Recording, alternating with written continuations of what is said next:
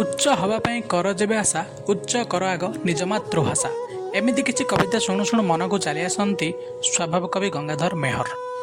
प्रकृति कवि भाव में परिचित थिले स्वभाव कवि गंगाधर मेहर। स्वभाव कवि थिले प्रचंड प्रतिभार अधिकारी।